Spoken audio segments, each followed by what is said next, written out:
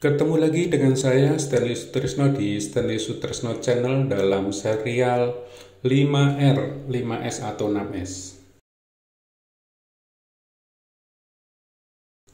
Dalam video sebelumnya di part 1, kita sudah membahas mengenai what, why, dan who.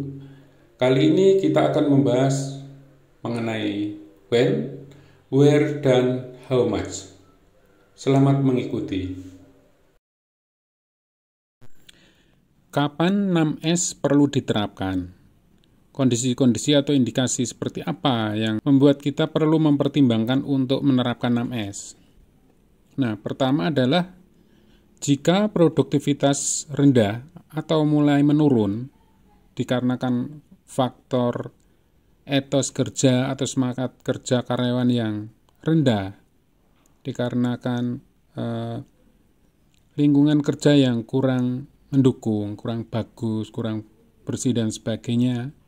Nah, itu bisa jadi pertimbangan bahwa kita perlu menerapkan 6S.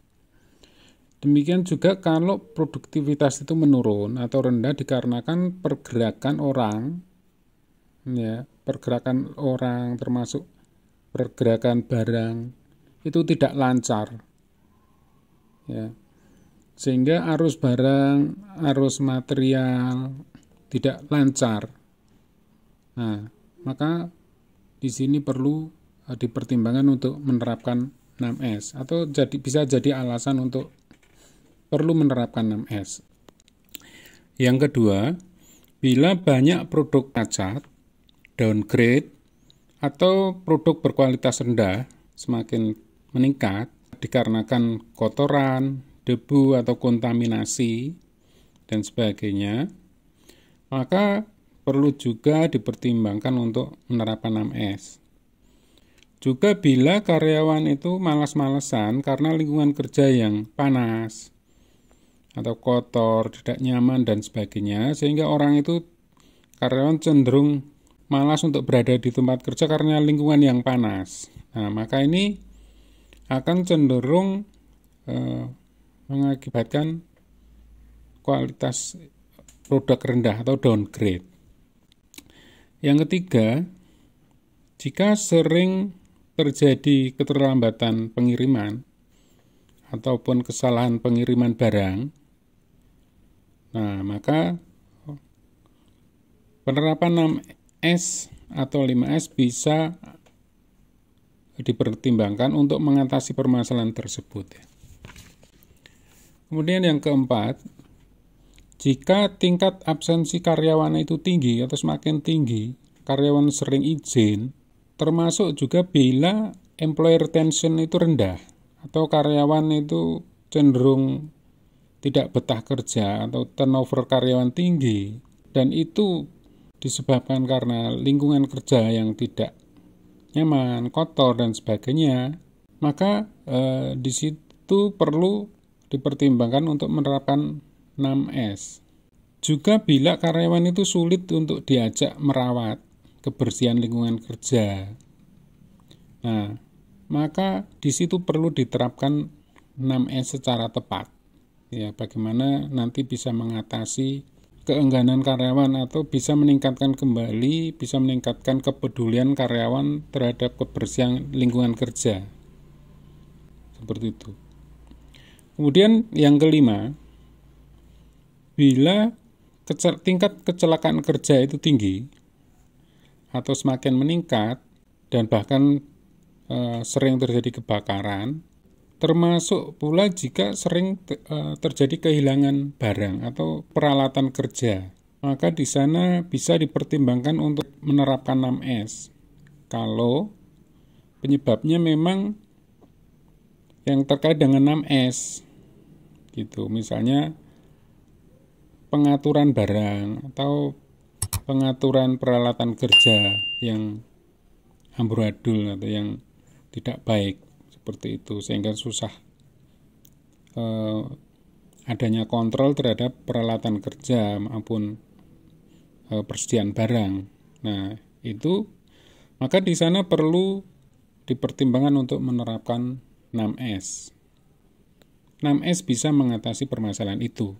Kemudian yang terakhir itu kalau inefisiensinya tinggi atau pemborosan material atau raw material itu tinggi, begitu juga pemborosan energi tinggi yang terkait dengan perilaku karyawan, itu bisa dipertimbangkan untuk menerapkan 6S.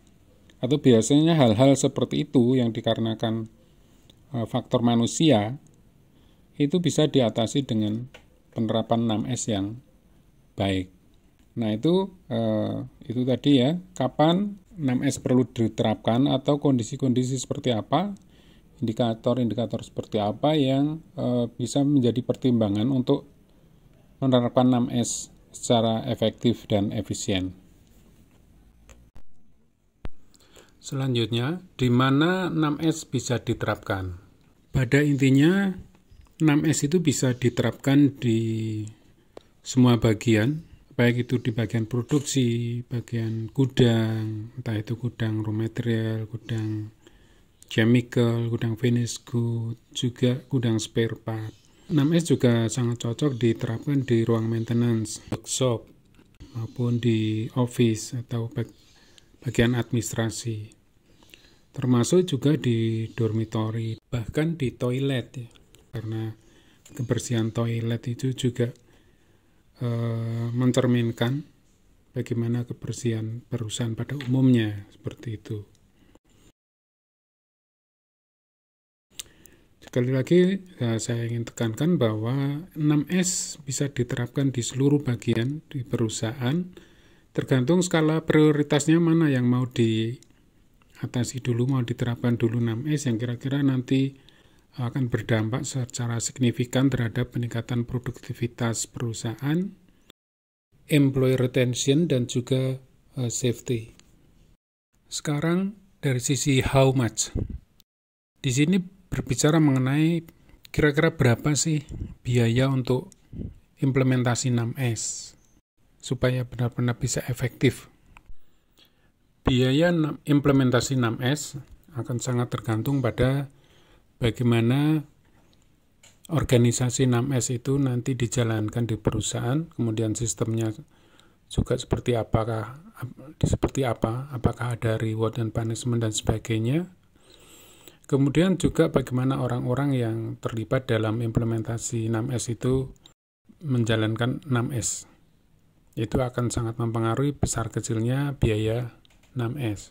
Namun demikian, 6S sebaiknya tidak hanya dilihat dari sisi pengeluaran atau besarnya biaya, tapi sebaiknya dilihat dari sisi bagaimana outcome-nya. Jadi dibandingkan antara biaya dengan outcome untuk menilai efektivitas implementasi 6S itu. Seperti itu. Tidak bisa hanya dilihat dari biayanya. Demikian yang bisa saya sampaikan untuk serial 6S bagian kedua kali ini. Dalam video berikutnya nanti saya akan membahas mengenai bagaimana implementasi 6S, contoh-contohnya, supaya nanti apa yang Anda dapatkan dari channel saya ini bisa benar-benar dapat diimplementasikan, benar-benar aplikatif, dan bisa memberi manfaat untuk Anda. Demikian, terima kasih sekali lagi. Untuk yang belum subscribe, bisa subscribe supaya nanti pada saat saya upload konten berikutnya Anda mendapatkan notifikasi. Kalau Anda pencet gambar lonceng di situ, nanti akan mendapat notifikasi setiap saat saya mengupload video berikutnya. Terima kasih, sampai ketemu lagi.